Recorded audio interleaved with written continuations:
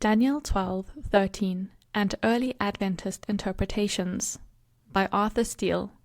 Read by Kelly Nell. Artur Stele, Ph.D., serves as a Vice President for the General Conference of Seventh-day Adventists, Silver Spring, Maryland, United States. The history of interpretation of Daniel 12:13 in early Adventism is not only fascinating, but it also has crucial implications for biblical hermeneutics as well as Adventist mission. Interpretations held before the Great Disappointment differed somewhat from those held after. We will survey these interpretations and then draw some conclusions. Before the Disappointment. William Miller, Baptist preacher and leader of the Millerite movement, stated that a physical resurrection of Daniel himself is in view in Daniel 12:12 and Daniel 12:13, and that the general resurrection should happen at the end of the 1,335 days. Miller expected the fulfillment of the blessing promised to those reaching the 1,335-day prophecy in 1843. He understood that the second coming of Christ was to take place at the end of the 1,335 days, which ended the 2,300 days as well. In a letter, Miller stated, quote, "Do you not see that, at the end of the 1,335 days, Daniel will stand in his lot? And do you not see, sir, that his standing in his lot means the resurrection?" End quote. The Second Advent Manual, published in 1843, presents a clear interpretation of Daniel 12:13, which is said to refer to the resurrection of Daniel himself.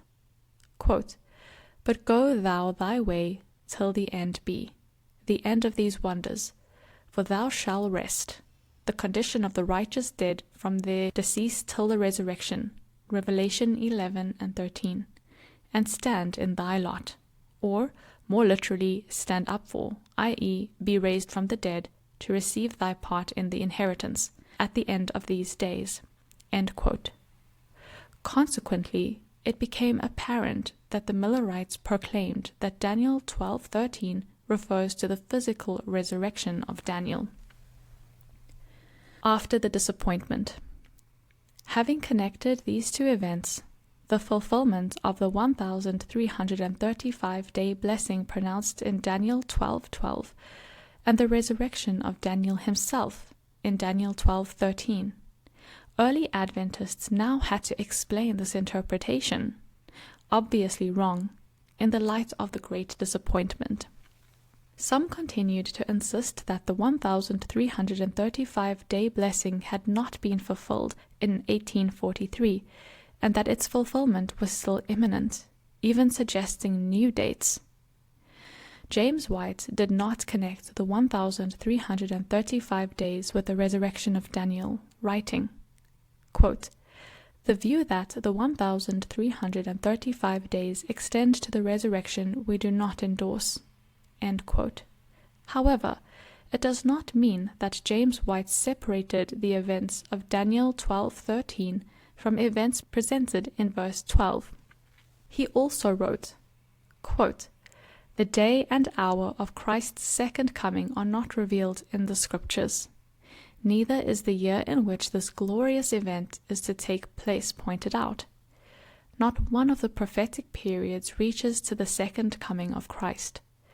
The sanctuary is to be cleansed at the end of the 2,300 days, and Daniel is to stand in his lot at the end of the 1,335 days.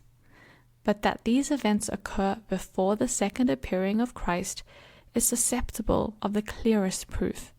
Both these prophetic periods terminated in 1844. End quote. James White still saw Daniel 12:13 being fulfilled at the end of the 1,335 days. However, he did not interpret Daniel 12:13 as a reference to the resurrection of Daniel, but rather to the vindication of Daniel in judgment. He said, quote, "In the day of atonement for the blotting out of the sins of all of every age, The cases of patriarchs and prophets and sleeping saints of all past ages will come up in judgment. The books will be opened, and they will be judged according to the things written in the books. It is thus, at the end of the 1,335 days, Daniel 13, that Daniel stands in his lot." End quote. Although sharing with James White the understanding that Daniel's standing in his lot refers to his vindication in judgment, Uriah Smith differentiates Daniel's standing in his lot from the 1,335 days of Daniel 12:12. Speaking of the time prophecies of Daniel 12, Smith states, quote, "But how can it be that they have ended? It may be asked, since at the end of these days Daniel stands in his lot, which is by some supposed to refer to his resurrection from the dead? This question is founded on a misapprehension in two respects. First, that the days at the end of which Daniel stands in his lot are the 1,335 days, and secondly, the standing of Daniel in his lot is his resurrection, which also cannot be sustained. The only thing promised at the end of the 1,335 days is a blessing unto those who wait and come to that time, that is, those who are then living." End quote. Smith continues, pointing out that, under the blessing of Daniel 12:12, the increase of knowledge and the correct understanding of the prophecies should be assumed. We see a remarkable fulfillment of prophecy in the great proclamation of the second coming of Christ. 45 years before this, the time of the end commenced. The book was unsealed, and light began to increase. About the year 1843, there was a grand culmination of all the light that had been shed on prophetic subjects up to that time.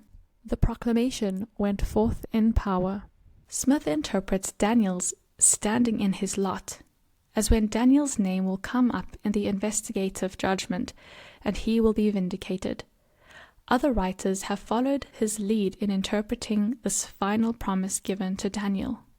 One of the main arguments against the resurrection promised to Daniel was based on a very narrow study of the Hebrew word translated lot in Daniel 12:13.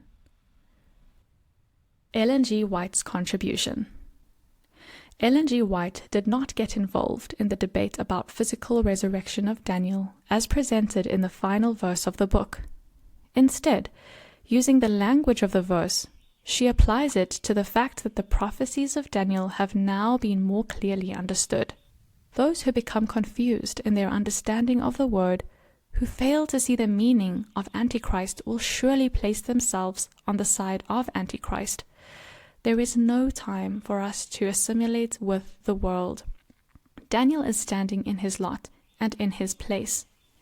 The prophecies of Daniel and John are to be understood. They interpret each other. They give to the world truths which everyone should understand. These prophecies are to be witnesses in the world. By their fulfillment in these last days, they will explain themselves. The time has come for Daniel to stand in his lot. The time has come for the light given him to go to the world as never before. If those for whom the Lord has done so much will walk in the light, their knowledge of Christ and the prophecies relating to him will be greatly increased as they near the close of this earth's history.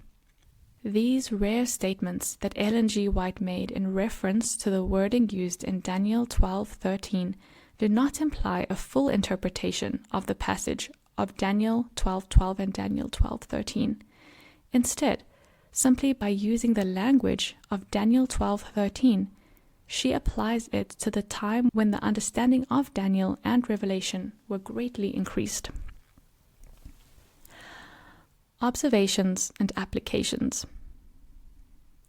Ellen White never spoke out against Daniel 12:13 as referring to a physical resurrection of Daniel, nor did she speak in favor of the interpretations provided by James White, Smith, or Loughborough.